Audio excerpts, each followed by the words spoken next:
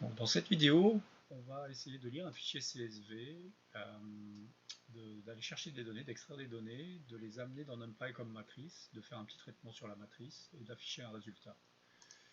Le fichier CSV, c'est la population du monde, donc les pays, chaque année, population totale. Donc, on va essayer d'extraire ça. On va utiliser la librairie CSV pour lire le fichier. On va préparer une donnée qui contiendra les informations que l'on souhaite. Donc on va utiliser NumPy pour faire une analyse d'une donnée à une dimension. On va d'abord ouvrir le fichier et le lire. Donc je vais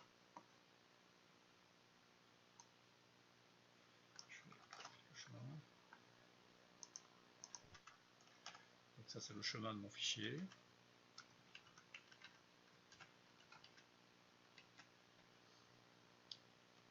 On va faire un reader.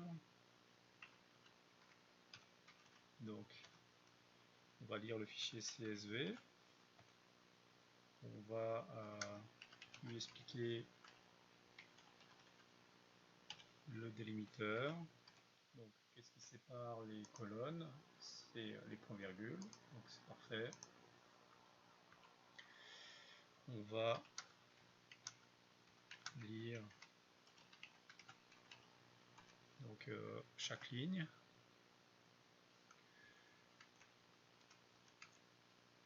On peut compter les lignes même.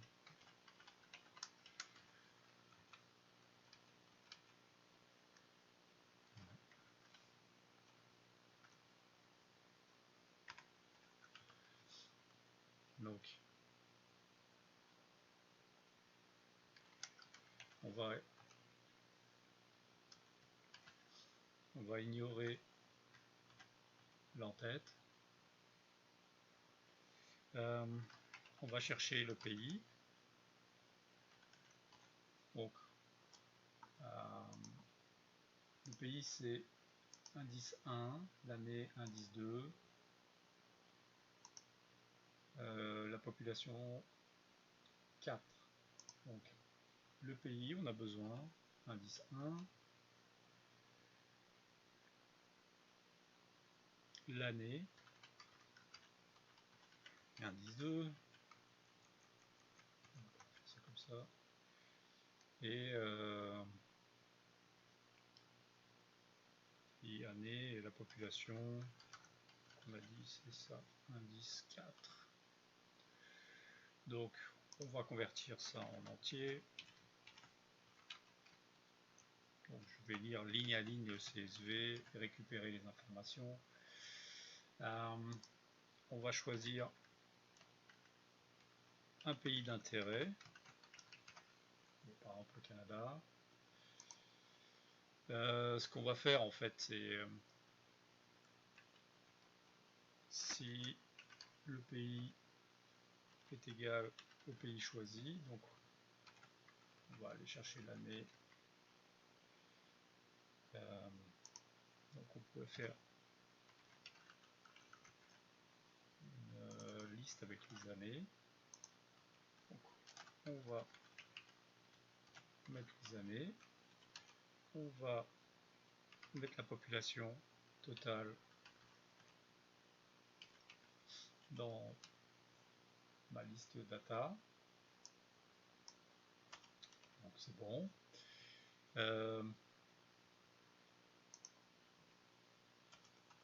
Pour vérifier, je peux afficher data. Je peux afficher years. On va faire ça.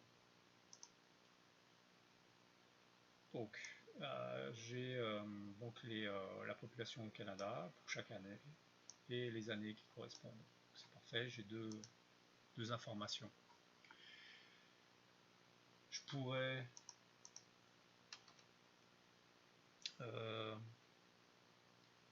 donc transformer ça en matrice. Donc je vais Donc, je transforme la donnée lue en matrice. Pourquoi je fais ça? Parce que je vais avoir accès en fait à des méthodes de NumPy que je pourrais directement appliquer sur les populations, sur les données de population. Donc là j'ai mes années, mes données de population en matrice. Je pourrais afficher déjà ces données dans Matplotlib. Donc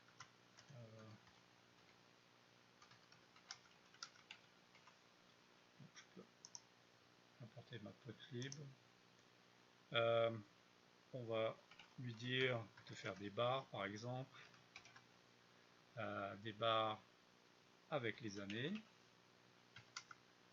et avec les données de population Canada, donc la matrice.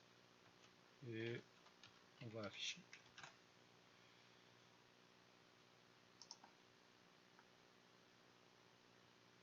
Donc on se souvient souvent à cause de cette erreur, c'est parce que le backend n'est pas celui que je souhaite. Je vais changer le backend de Matplotlib.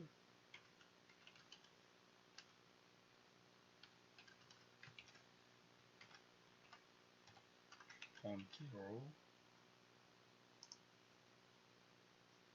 Voilà. Donc j'ai mes populations, évolution, donc on voit les années, et l'évolution pour le Canada, donc c'est parfait. Pourquoi l'avoir transformé en matrice? Bon, en fait, je me dis, j'aimerais calculer en fait comme une moyenne, donc pour avoir une certaine tendance. Comment on peut faire ça avec NumPy? Bon, en fait, on peut prendre nos données de la matrice, puis on pourrait faire une sorte de convolution. Donc, je vais appeler ça average. Je vais faire une convolution grâce à convolve. Convolve. Donc, je peux appliquer sur ma matrice, je peux appliquer une autre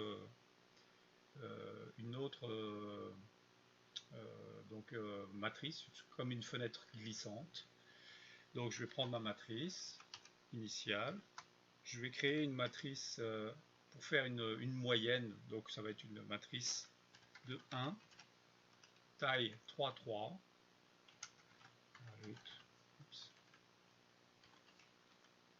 Et en fait on va diviser par 3 parce qu'on va moyenner. Donc on va prendre donc 3, si vous voulez, on prend donc une population et on va prendre celle d'avant, celle d'après. Donc on va faire une moyenne sur 3. Donc on va faire une convolution avec cette matrice. Le résultat, on va la diviser par 3 puisqu'on a 3 valeurs. Cette matrice, bon, on peut la vérifier, on peut la visualiser, que j'ai appelé average.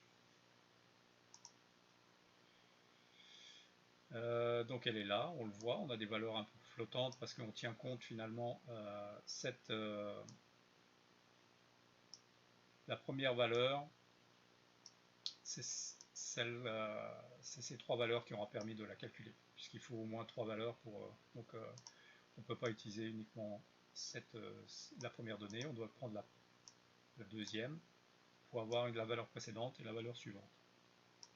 Donc ça fait qu'à la fin, pareil, on ne peut pas calculer la moyenne sur la dernière valeur, donc cette valeur est ignorée. Donc si on regarde la taille des matrices, on va voir tout de suite qu'elles sont différentes, ce qui est normal. Si je fais la taille de la matrice Pop Canada et Average, elles vont être différentes.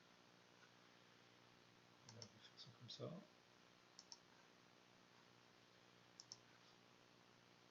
Donc on a 10 et 8, donc comme on le disait, il y a 10 valeurs de population et on n'aura que 8 de moyenne.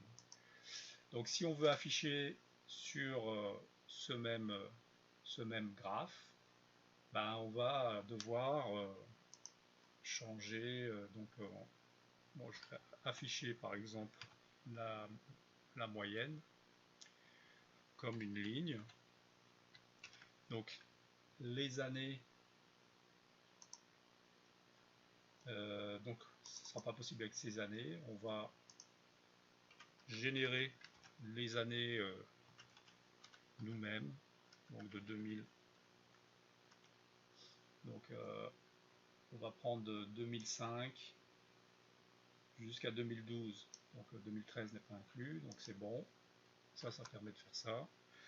On va mettre average. On va mettre une couleur pour la ligne. Et on peut mettre un marqueur si on le souhaite, comme un diamant. Pas un diamant, en fait, un losange. Je vais enlever ça.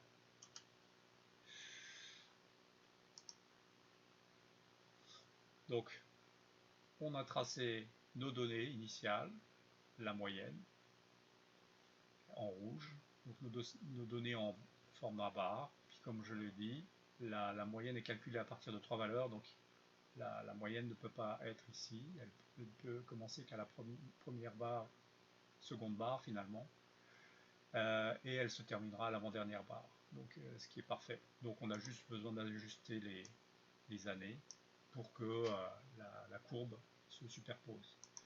Voilà, donc on a utilisé NumPy, CSV, qui est déjà c'est une librairie de base dans Python. Donc l'idée, on peut utiliser cette approche quand on veut lire des données, préparer en fait une matrice. Ici en l'occurrence ce sera une matrice à une dimension, donc on le voit ici, on n'a qu'une valeur à chaque fois, donc une valeur pour chaque année.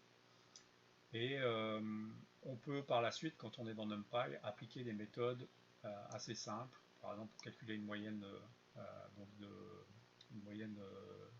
appelle une fenêtre mouvante, donc qui permet de calculer une moyenne sur plusieurs valeurs, ici 3 valeurs. Alors on aurait pu augmenter la taille de la fenêtre pour tenir compte de plus de voisins. Donc ça s'ajuste très facilement. Donc on arrive à calculer la moyenne.